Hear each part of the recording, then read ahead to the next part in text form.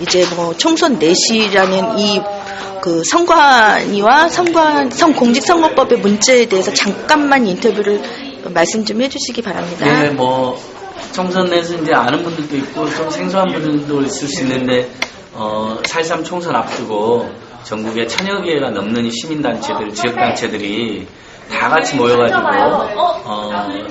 좋은 정책도 부각시켜보고 한편으로는 지난 길면 9년간 짧으면 지난 3, 4년간 이명박 정부와 또는 박근혜 정권 하에서 민주주의를 파괴하거나 민생 문제를 외면하거나 또 세월호 참사 진상규명을 방해하고 사회경제 약자들한테 막말과 조롱을 일삼은 국회의원들은 다시 국회의원이 돼서는 안 되지 않느냐, 그런 부분들을 시민들에게 알려드리자 그런 취지로 출범을 했습니다.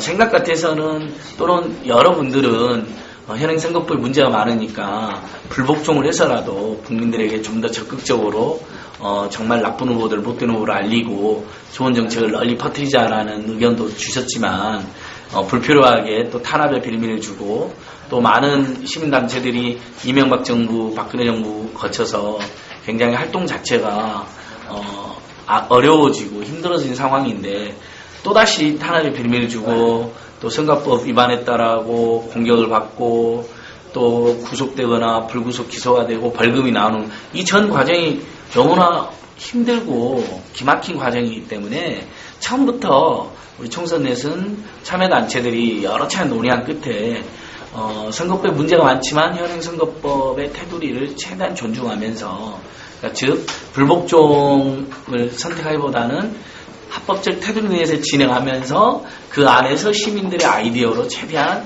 유쾌하고 발랄하게 해보자.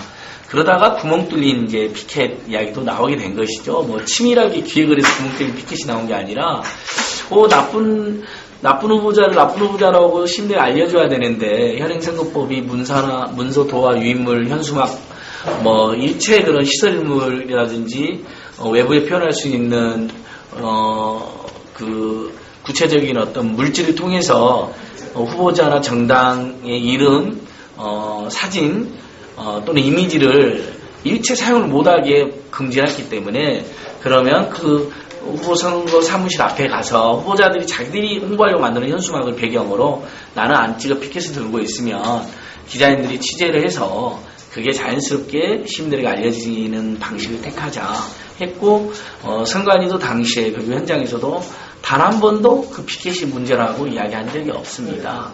추정컨대 총선 내세 낙천 운동이 온라인에서도 활발하게 진행되고 오프라인에서도 일부 특히 수도권 후보들 경합 지역에서 지역 NGO들과 총선들이 연합해서 나는 안 찍어 이런 낙선 기자회견을 진행하고 그게 총 10여 차례 진행이 됐는데 선거라는 공간이 굉장히 예민하기 때문에 아마 새누리당의 몇몇 후보들이 왜 저런 피켓팅을 하고 다니는데 내버려 두느냐, 선관위가 좀 혼내주고 제지를 해달라고 강하게 압박을 하지 않았나 추정을 해봅니다. 그래서 전혀 문제가 없다고 했던 선관위가 갑자기 사실 굉장히 갑자기 느닷없고 뒤늦게 되는데요.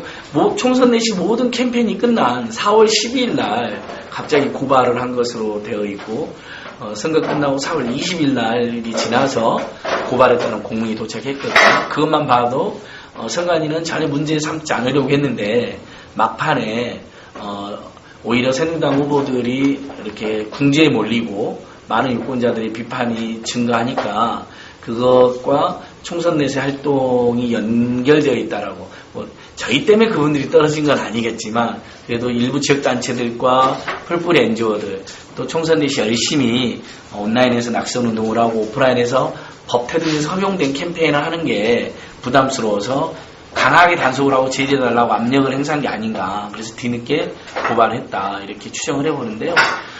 그렇게 해서 선관위는 인천 총선 내세 이광호 씨하고 중앙총선 내세 저만 좀 형식적으로 소극적으로 고발한 것으로 확인되었습니다. 근데 느닷없이 6월 16일 날 선거 총선이 끝나고도 2달이 지났는데 고발한 지도 2달이 더 됐는데 갑자기 검경이 두 사람뿐만 아니라 사람으로는 최소 4명에 대해서 압수수색을 실시하고 참여연대 총선 내 연대회의 그리고 뭐 총선내 홈페이지를 도와줬던 업체들까지 그래서 총 10여 곳을 대대적으로 압수수색한 걸 봤을 때는 서버까지 압수를 한 거죠?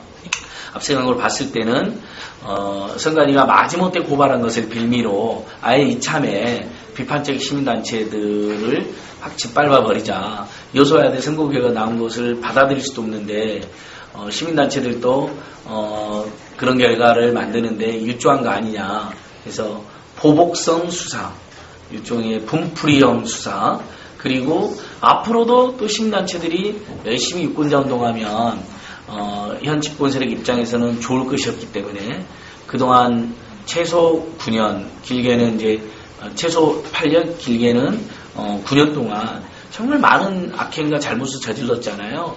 대부분의 진보적이거나 중도적 시민단체들은 거기에 대해서 굉장히 비판적이고 그걸 지적하고 문제제기하는 것이 박근혜 정권이나 청와대 입장에서는 눈의 가시처럼 여겨졌을 것입니다. 근데 마침 선관위가 마지못해 고발한 것을 빌미로 이참에 괴롭히기, 손봐주기, 그리고 국민들 입장에서는 일부 국민들 입장에서는 뭔가 잘못이 있으니까 저렇게 대대적 수사를 받겠지 하면서 시민단체 국민들의 사이를 이간질하기 그런 여러 가지 다목적으로 시민단체들을 위축시키고 발목을 잡는다는 고려까지 해서 이렇게 대대적인 탄압과 괴롭히기에 나선 것이 아닌가 이렇게 생각해 보는데 오히려 이럴 때일수록 주요 시민단체들이라든지 또 우리 후원해 주시는 시민회원님들은 더 힘을 냅니다.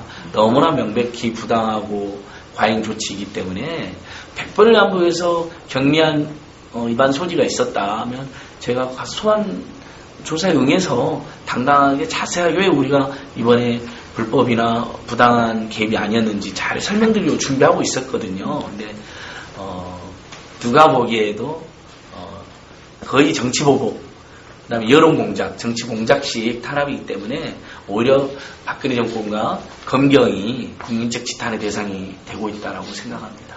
뭐 어버이 연합 수사와 맞물려서 뭐 이렇게 시민단체도 같이 물려있는 이야기도 아까 하셨는데 그럼 도대체 몇 명이 압수수색을 당한 건가요? 여기까지 예. 여기까지 쭉 얘기하고. 예. 그래서 저희는 또 의심스러운 게 사실 어버이연합이나 정경련을 동원해서 현 정권이나 집권 세력이 여론공작, 정치공작을 하다가 들킨 거 아닙니까? 그리고 각계 지탄이 쏟아지고 있고 여러 단체들에서도 고발도 들어갔고 그럼 수사를 해야 되는데 수사를 제대로 안 하잖아요. 근데 검경이라든지 청와대나 박근혜 정권 입장에서는 자기들 도와줬던 우군이 군지에 몰려있는데 어버이연합을 비호도 하면서 동시에 어버이연합만 문제가 있는 게 아니라 진보적 시민단체들도 무슨 누구의 배우 사주를 받고 마치 불순서력과 연계해서 또는 야당하고 짜고 불법 부당하게 선거에 개입한 잘못이 있다라고 이렇게 일종의 물타기를 시도하는 것이고 또 어버이연합으로 쏠린 국민적 지탄을 이렇게 또 다른 데로 돌려려고 하는 그런 음습한 의도도 있다고 생각합니다. 그러지 않고서 이렇게 갑자기 대대적으로 심지어 경찰은 이미 일부 단체의 선거법 위반 수사에 나섰다가 압수수색 한 2주일 전쯤에 다 무혐의로 이렇게 무혐의 처분을 확정한 적이 있거든요. 경찰 스스로도 시민단체들이 열심히 낙선운동한 거 문제가 아니라고 판단했던 겁니다. 근데 완전히 태도가 돌변해가지고 지금 이렇게 마치 대단한 불법 행위가 있는 것처럼 거짓 과장을 하고 있는 건데 이거에 우리 국민들이 속을 사람들이 없다. 그리고 오버한 만큼 더 큰 지탄을 받게 될 것이다. 이렇게 보고 있습니다. 그래서 참여연대 사무실, 그리고 참여연대 사무실 있던 총선내, 그다음에 시민단체대 연합체인 심사단체 연대회의 사무실, 그리고 총선내 서버를 제공했던 직원과 그 단체, 그 회사의 사무실, 그다음에 총선내 활동을 같이 했던 이승훈 공동사무처장, 이재근 공동사무처장의 자택과 저희 집, 저희 차량, 제 신체, 그리고 인천 총선 내에서 함께했던 인천평화복지연대 이강호 사무처장까지 이렇게 사람과 단체를 포함해서 장소를 포함해서 10여 곳이 수백 명의 경찰을 위해서 한꺼번에 이렇게 압수수색받고 마치 무슨 큰 잘못이나 저지른 죄인 취급을 받으면서 위협적인 분위기에서 현재 강압적인 압수수색에 이어서 수사를 받고 있다. 시민들께서 좀 이럴 때일수록 참여연대 심사단체 내외 총선 내 응원도 보내주시고 후원도 해주시고 여력이 되면 회원가입도 해주시고 원래 이제 정권 말기에 더 이렇게 포악해지는 경우들 많이 보지 않았습니까? 국민과 소통해라고 민주주의를 신장해라고 총선 때 심판해놨더니 오히려 지금 그리고 양극화와 불평등과 민생구호를 완화시키는 정책을 펼쳐라라고 촉구했더니 오히려 재벌특혜 규제 하나 계속한다고 그러고 얼마 전에 공공서비스 민영화도 하겠다고 오히려 정신 못 차리고 이상한 짓을 하고 있는데 거기에다가 소통을 하기는커녕 오히려 소통의 파트너인 시민들이 모여있는 시민단체들을 존중하고 소통하기는커녕 우리는 어버이연합하고만 있으면 된다는 것인지 청와대나 현 집권세력은 아마 비판적이고 진보적 시민단체들 죽이기에 나서려고 이렇게 무리하고 과도한 행동을 하는 거라고 비춰지는데 그래서 저희는 더 죽지 않는다. 죽지 않았고 죽지 않는 자신이 있다. 왜냐하면 시민들과 회원들이 저희들과 함께 해주고 있기 때문이다. 그리고 아무리 보수적인 분이 보기에도 이렇게 무리하고 과도한 수사를 하면 이건 탄압식, 보복식, 겁주기식 공권력 남용이고 불법적인 어떤 수사라는 것을 잘 알고 있기 때문에 잘 아실 수 있는 내용이기 때문에 곧 오히려 이런 포악하고 불법적인 수사란 정권과 검경의 수뇌부들이 국민들로부터 지탄을 더 받게 되고 또 궁극적으로 심판도 받게 된다고 생각합니다. 네, 포기하지 않고 대선까지 이 활동을 이어 나가신다고 하셨고, 뭐 이제 선거원이야 공직선거법에 대한 부당한 거, 나쁜 것을 고쳐 나가겠다고 얘기하시는 안진걸 총선 내 공동 사무처장님이셨습니다. 감사합니다. 예, 고맙습니다.